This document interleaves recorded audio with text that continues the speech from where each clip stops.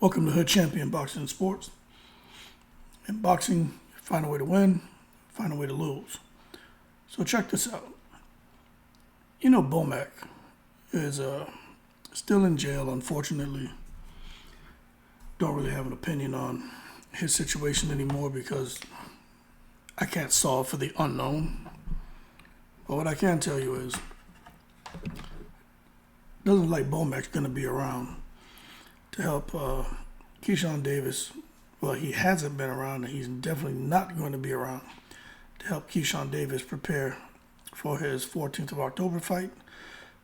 And it doesn't like he's going to be around to help Terence Crawford or anyone else who he was training. Now, as a result, Terence Crawford has some assistant trainers and coaches who've been with him for a while, who more than likely will step up and continue to train Terence Crawford.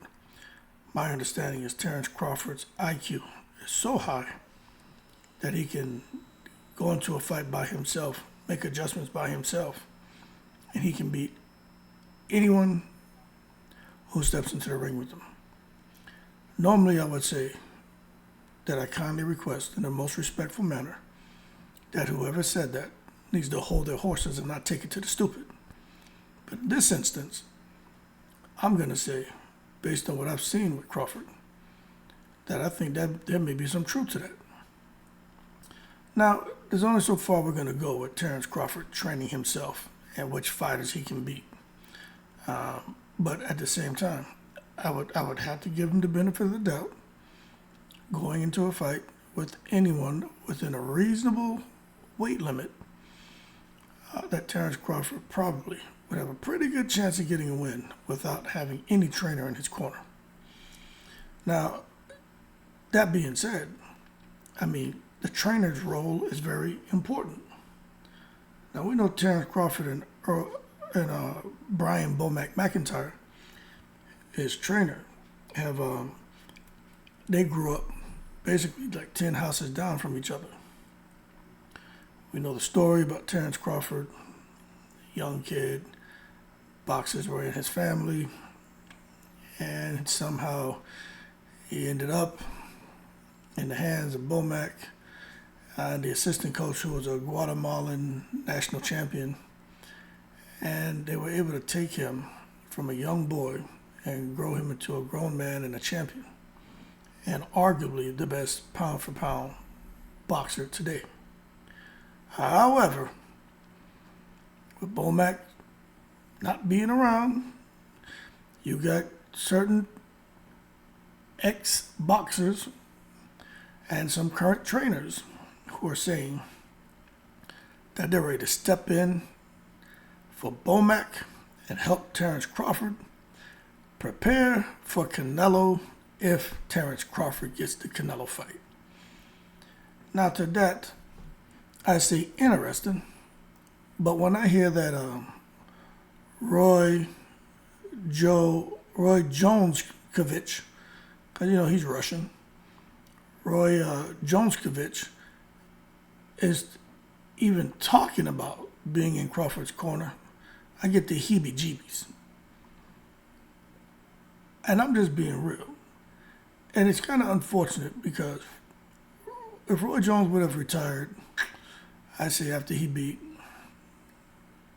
John Ruiz, Roy Jones would have been seen as like this godly figure in the sport of boxing. But he went on too long for reasons that I think we all have a good idea about. Being in financial distress, bad investments, things just not working out for him. And as a result, at this day right now, Roy Jones doesn't get held in the same regard and receive the same praise that he probably would have had he not hung around so long and got embarrassed in the ring and knocked out and ending up face down, butt up in the air looking crazy. But with Roy Jones coming off of the total fail, being in Eubank's corner for Liam Smith in the first fight, I just don't think Roy Jones can ever get from underneath that dark cloud. Now, we get it. If the fighter goes in the ring and chooses not to listen to his corner, it's the fighter's fault. But at the same time, when you take a fighter who had sound fundamentals and was arguably a pretty damn good fighter, in Chris Eubank Jr., and you deteriorate his style to have him fight with his hands down around his knees and fighting like one of your gamecocks, which is what Roy Jones was able to get away with because he just had beyond impressive athleticism, kind of makes people a little bit bitter towards you as a trainer and frown at the idea of you training anybody. So for the fact that Roy Jones mentioned something about training Crawford, a lot of the Crawford fan base and just, boxing fans as a whole were like, no way. In addition, Roy Jones went on record and was talking about how he feels there's only one fighter who's explosive enough to beat Terence Crawford. Now, who do you think he was talking about? He said it would be Gervonta Davis. Roy Jones went on record and said Gervonta Davis is probably the guy who's explosive enough with the power that would get in there and could knock out and beat Terence Crawford. So for that alone, there's no way in the world Roy Jones would get an opportunity to even probably shake hands with Terence Crawford. Roy Jones already put his foot in his mouth talking about Earl Spence, and Earl Spence didn't want to shake his hand. So I doubt that Terence Crawford would want to shake his hand, much less even think about having him come into his camp.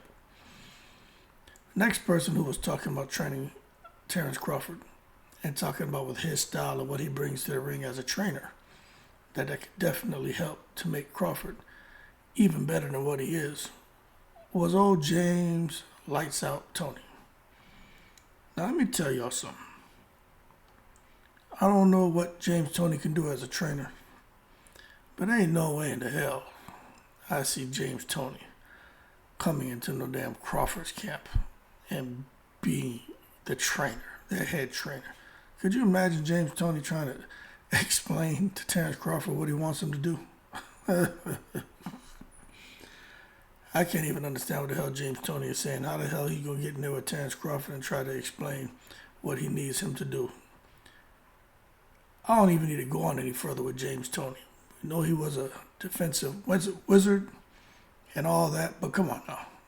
To that I say, in the most respectful way, that James Tony holds his horses and stops taking it to the stupid. Then after that, I heard some rumor about Malik Scott, Freddie Roach. And let me just tell y'all, there's no one out there who Terence Crawford is interested in. He's got his little team from Nebraska. Bomac was the lead coach, but Bomac went on record and let everybody know he ain't do it alone. He had help. It's a team. He just wears the title of head trainer. But that don't mean he's the necessary the brains behind the operation.